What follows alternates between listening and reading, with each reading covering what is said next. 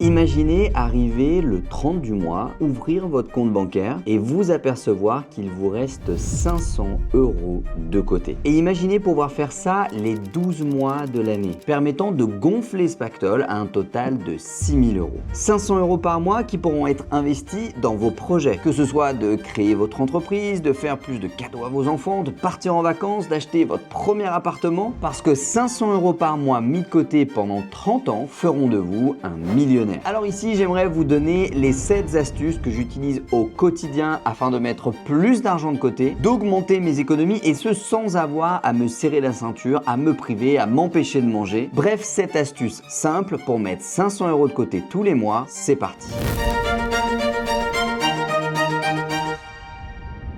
Astuce numéro 1, la technique des 48 heures. Quand j'ai envie d'acheter quelque chose, que ce soit une nouvelle caméra, un téléphone, changer de voiture ou quoi que ce soit, je me fixe toujours la règle des 48 heures. Au moment où j'en ai envie, j'évalue une note allant de 0 à 10. 0 c'est j'en ai pas du tout envie. Et c'est en général pas la note que je me mettrai au moment où j'ai envie de m'acheter une nouvelle paire de chaussures. Et 10 sur 10, ça veut dire que je ne peux pas vivre sans. Ça m'obsède, ça me réveille la nuit tellement j'ai envie de l'acheter. J'attends ensuite 48 heures et si au bout de 48 heures, je remets une note à cet achat et qu'elle est inférieure à la première que j'ai mis, par définition, il y a de fortes chances que la quantité de plaisir que je vais éprouver une fois que je l'aurai acheté diminue très rapidement pour se rapprocher du zéro. Ça, c'est tout simplement le signe que l'achat que vous vous apprêtez à faire est a priori un achat compulsif. En tout cas, un achat qui ne vous fait pas réellement plaisir, mis à part sur le moment. Et c'est évidemment le genre de dépense qu'on souhaite éviter quand on veut mettre 500 € de côté tous les mois. Astuce numéro 2, auditez régulièrement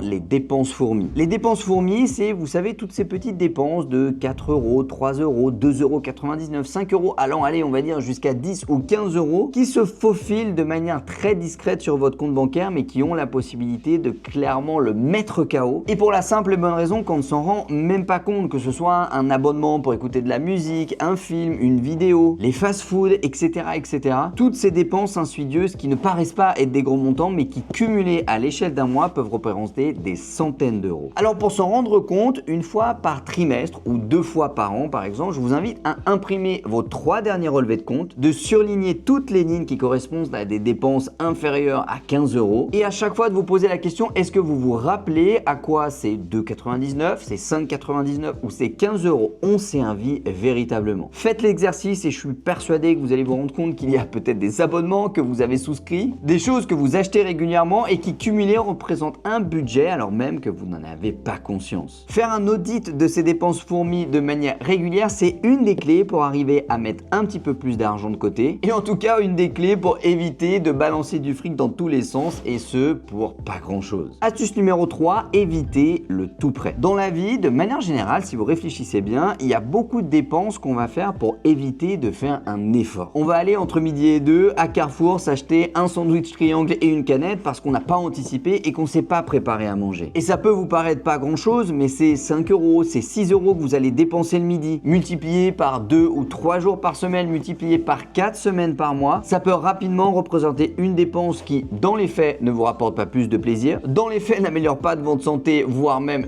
diminue votre espérance de vie, et qui pourrait être largement anticipée avec un petit peu plus d'anticipation, et ce, sans perdre plus de temps. Et bien évidemment, on peut rajouter des restaurants qui n'étaient pas prévus, des fast-food, des McDo, des kebabs, et tout ça par tranche de 10 €, ça va venir mettre des claques à chaque fois à votre compte bancaire et cumulé à l'échelle d'un mois, ça peut représenter encore une fois un gros montant. Raison pour laquelle je vous invite d'éviter le tout prêt, que ce soit la nourriture ou n'importe quel domaine. Astuce numéro 4, savoir dire non. Quand on a des objectifs et que ces objectifs ne sont pas les mêmes que 99% qui vous entourent, et on va pas se mentir, vouloir mettre 500 € d'économie tous les mois pour investir dans son entreprise, acheter un appart, préparer sa retraite, c'est pas les projets de 99% des gens qui vous entourent. Et par définition, si vous voulez avoir quelque chose que 99% des gens n'ont pas, vous devez faire quelque chose que 99% des gens ne font pas. Et ça nous est tous déjà arrivé de se laisser entraîner au restaurant, dans un bar, dans une soirée, alors qu'on sait qu'on va y effectuer des dépenses qui sont inconsidérées, qui ne sont pas raisonnables et qu'on n'avait pas prévu de faire initialement dans notre budget, et même pas forcément parce qu'on avait envie d'y aller, mais tout simplement parce qu'on n'a pas osé dire non au moment où nous l'a proposé. Et je peux vous dire, ayant fait des études de médecine, j'ai des potes qui ont dépensé des milliers et des milliers et des milliers d'euros chaque année en soirée pour qu'au final ils disent à la fin de l'année ouais c'était sympa mais bon on aurait pu en faire moins. Moi ce que je vous invite à faire c'est à anticiper les choses, à savoir dire non. Sortir est une super idée pour s'aérer l'esprit mais à outrance ça devient quelque chose d'inutile et en tout cas de très toxique pour votre compte en banque et dans l'idée encore une fois de mettre 500 € de côté tous les mois. Astuce numéro 5, s'habiller chez Primark. Ça peut vous paraître bizarre de la part d'un mec qui dit qu'il a une centaine d'appartements sur internet mais cette chemise, ce petit pull, cette veste et le jean que je porte aujourd'hui, je les ai pas achetés dans une boutique de luxe. Et je parle même pas d'une boutique telle que Louis Vuitton, Guess, Dior, Chanel ou je ne sais quoi. Je parle uniquement de marques qui vont proposer un produit très similaire à celui d'une marque classée bas de gamme, simplement pour acheter la marque et non pas une qualité de produit différente. Et à titre personnel, j'ai eu la chance pendant mon adolescence d'aller un mois en vacances en Chine et j'ai eu la chance de rentrer, vous savez, dans ces grandes usines où on fabrique des t-shirts, des chemises, des baskets, des pantalons. Et arrivé à la fin de la visite, on voit des palettes qui sont prêtes à partir à l'export avec tout un tas de chemises blanches à l'intérieur. Certaines avec des autocollants Lacoste, d'autres avec des autocollants Primark, d'autres avec des autocollants Amazon. Et assez naïvement, je pose la question au monsieur qui nous faisait la visite en lui demandant mais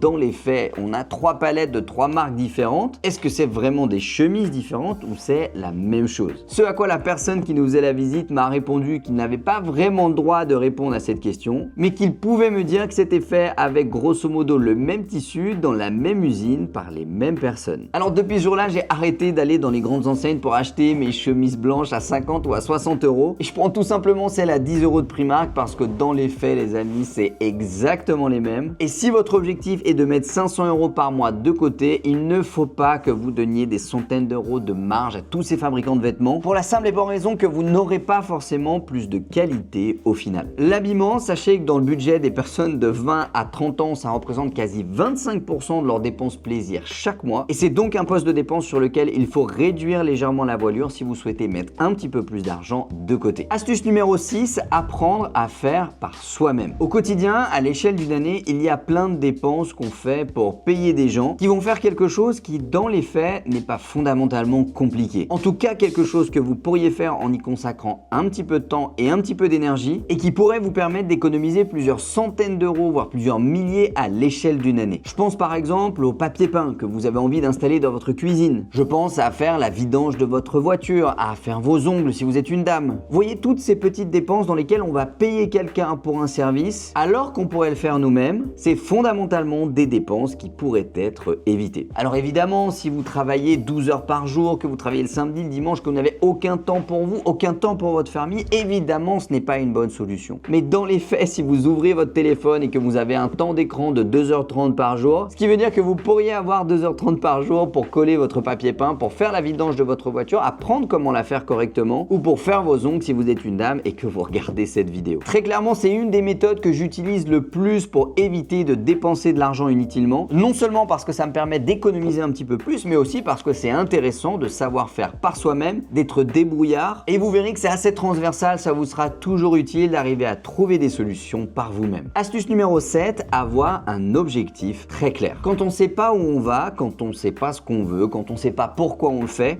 évidemment mettre 500 € de côté tous les mois, ça va être compliqué. Et en général, c'est tout simplement parce qu'on n'a pas de but, on n'a pas de vision. On ne sait pas vraiment pourquoi on doit le faire et donc de trouver la motivation de réaliser les 6 astuces qu'on vient de voir ensemble, ça va être un peu compliqué. Et c'est pour ça que cette 7e astuce est en fait celle que j'aurais dû mettre en premier, puisque c'est bien le socle de base de toutes les autres, c'est d'avoir une vision, un objectif. Alors loin de moi l'idée de penser que vous avez le même que moi et je ne sais pas quel peut être votre objectif de mettre un peu plus d'argent de côté. Peut-être que vous rêvez de créer votre entreprise, de tout simplement faire plus de cadeaux à vos enfants, de payer la maison de retraite de vos parents. Bref, peu importe quelle est votre vision, mais je vous invite à la travailler, à y réfléchir et qu'elle soit limpide comme de l'eau de roche à l'intérieur de votre esprit. Notez-la quelque part, créez une image, collez-la au mur, mettez-la en fond d'écran sur votre téléphone, peu importe, mais en tout cas faites en sorte qu'elle soit en permanence présente dans votre esprit afin de vous aider à garder le cap pour que chaque mois vous puissiez mettre 500 € de côté et accumuler vos 6 000 € chaque année. J'espère que cette vidéo vous a plu. Si vous avez d'autres astuces que vous utilisez au quotidien, n'hésitez pas à les mettre en commentaire pour les partager à l'ensemble de cette chaîne YouTube. Je vous souhaite à tous bon courage dans tous vos projets. C'était Tim. Ciao.